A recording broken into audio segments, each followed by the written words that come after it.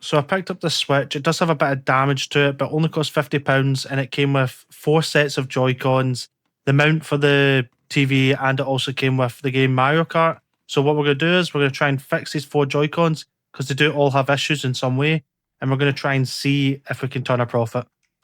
So as you can see, the rails are fine on these first two Joy-Cons. I was kind of worried that may be an issue, but they do seem fine. After the button test, all the buttons are fine. So basically, the only thing is it's just the poor sticks because the rubber's been pulled off them. So what we're going to do is we're going to just replace them, and then that'll be that. They should be fine. So I think the replacement analog sticks that I picked off of Amazon are roughly about £5 for 2.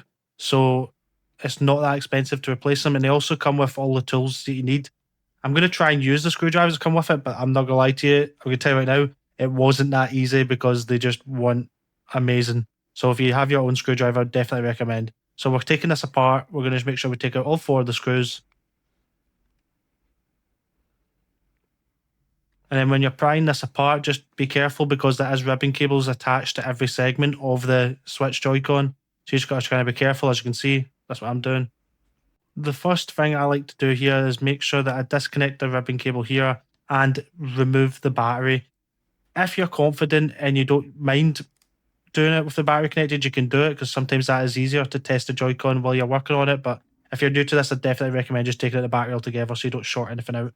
And then all we're going to do is take all the screws out. So there is only 3 screws on the back here that you need to take out right now, so you should be fine.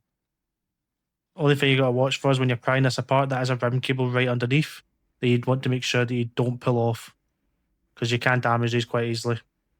And then also take the second ribbon cable out there. So now we're at the analog stick. So as you can see, that's the analog stick there. It has a screw there, it has the ribbon cable there, and it also has a screw underneath here. So what I'd recommend is taking the ribbon cable out here first, just because you don't want to accidentally screw through it or try and damage the cable while unscrewing.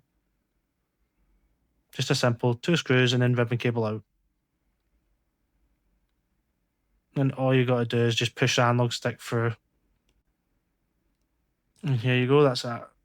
Done. Just give it a good clean because I like to do it with some isopropyl alcohol. What I'm going to do now is just make sure I line everything up correctly. I'm quite different. Some people like to clip the ribbon cable in first. Absolutely fine, you can do that, but I quite like to put a screw in first and then do that, just because I hate them moving about, just in case I damage something. But all you got to do is line the ribbon cable up and push it in. And put the screws back in. And then just check it works. Clicks, absolutely fine. And then we're going to put that ribbon cable we took out earlier back in. So I put the bumper back in. Just make sure you put the spring is actually there because that has happened before. I've put it in, the spring disappeared. Can be quite annoying. You got to clip the battery back in, especially that ribbon cable just underneath. I just clipped that in there. And then put the battery back in. Then we're going to put the 2 rail ribbon cables back in. I'd advise doing the bottom one first just because it's an easier hold than the other one, because the other one's one you can just slide in, but it can be a bit pernickety when you're trying to get it in. So that's why I always put the middle piece in first before putting this on. And then all you got to do is put the screws back in. Sorry if I blocked some of the camera here, I'm just trying to show you. And you just got to line it back up when you're pushing the rails back together.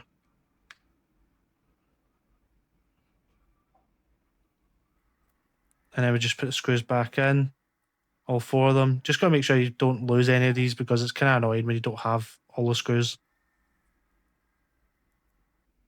Check the buttons. It's connected to the switch. Make sure the rail still works and I've not broke it. Yep, the rail still works. And it looks like everything is still working. There's no issues there. If you guys enjoyed that video and you want me to see the next Joy-Con, just like the video, guys, and I appreciate you watching.